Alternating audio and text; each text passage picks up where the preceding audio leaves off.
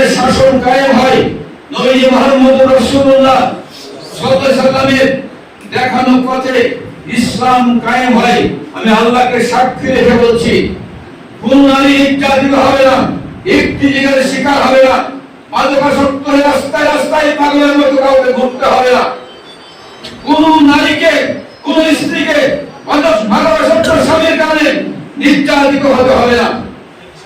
ইনশাআল্লাহ বাংলাদেশ সঠিক পথে পরিচালিত হবে, দুর্নীতি দূর করা হবে, সুনীতি প্রতিষ্ঠিত হবে, বাংলাদেশের বরকতের দরজা খুলে যাবে।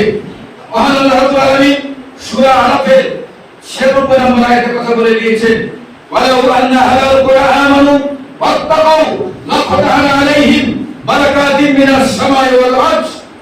কোন দেশের মানুষ, কোন জনপদের মানুষ যদি ইমানদার হয় এবং আল্লাহকে ভয় করে তারা যদি রাষ্ট্র পরিচালনা করে, সমাজ পরিচালনা করে, আল্লাহ বলছেন আকাশের দরজা, বরকতের দরজা এবং জমিনের মাটির যত বরকতের দরজা আছে, আল্লাহ বলছেন আমি সমস্ত দরজা উন্মুক্ত করে দেব।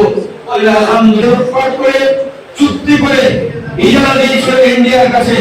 আমরা বাংলাদেশকে 1 ইঞ্চি মাটি আমরা ইন্ডিয়ার কাছে আর ইজারা দিতে চাই না। 120টি চুক্তি এবং এগ্রিমেন্ট সই করা হয়েছে। ইসলামী আন্দোলন, জামাত ইসলামী, ইসলামী দলগুলো ক্ষমতা আসলে 120টি চুক্তি এবং এগ্রিমেন্ট ইনশাআল্লাহ বাতিল করা হবে ইনশাআল্লাহ। আল্লাহ রাব্বুল আলামিন আমাদের সবাইকে আগামী দিনে, বিশেষ করে যুব সমাজকে, পৃথিবীর কোথাও যুব সমাজকে সারা পরিবর্তন আসেনি। পৃথিবীতে যত পরিবর্তন এসেছে, উন্নয়ন ঘটেছে, যুদ্ধে বিজয় লাভ করেছে, সব জায়গায় যুবকদের ভূমিকা ছিল অগ্রগণ্য। সুতরাং এগুলো আমরা লক্ষ্য করছি, আগামী দিনের বাংলাদেশ কিন্তু আসলে যুবকের বাংলাদেশ ইনশাআল্লাহ। জামাত ইসলামী ঘোষণা করেছে আমরা যদি রাষ্ট্রীয় ক্ষমতায় আসি তাহলে যুবক এবং যুবতীরা এক হাতে সার্টিফিকেট জমা দিবে, ইনশাআল্লাহ আমরা আর এক হাতে চাকরি দিয়ে দেবো ইনশাআল্লাহ।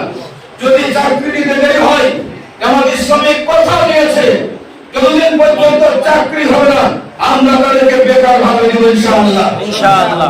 সুতরাং নতুন বাংলাদেশ বিনির্মাণে যুব সমাজকে যারা আজকে হারিয়ে আছেন, নতুন বাংলাদেশ বিনির্মাণে জান প্রাণ উজাড় করে দিয়ে আমাদের সবাইকে গোদাগাড়িতে 1 নম্বর আসনে দাঁড়িপাল্লাকে বিজয় করার জন্য আপনার রাস্তায় নামতে, মাঠে নামতে, দিন রাত কাজ করতে রাজি আছেন কিনা?